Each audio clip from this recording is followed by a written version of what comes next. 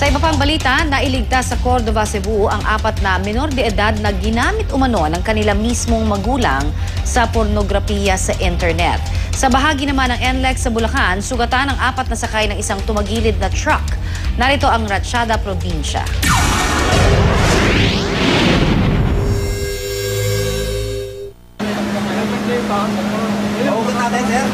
Napasugod sa bahaging ito ng North Luzon Expressway sa Giginto, Bulacan ang mga rescuer.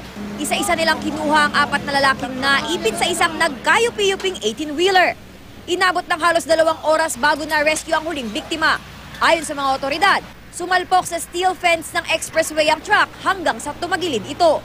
Sabi ng driver, bigla siyang nawalan ng kontrol sa manibela pero hindi pa alam kung bakit ito nangyari. Base sa mga nakitang skid marks sa daan, posibleng mabilis daw ang takbo ng truck.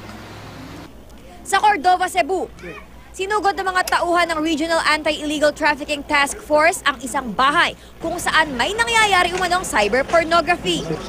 Doon naaktuhan ng mga otoridad ang 4 na menor de edad na ginamit umano ng kanila mismong mga magulang sa malaswang gawain. Edad 11, 10, 8 at 7 taon lang ang mga biktima.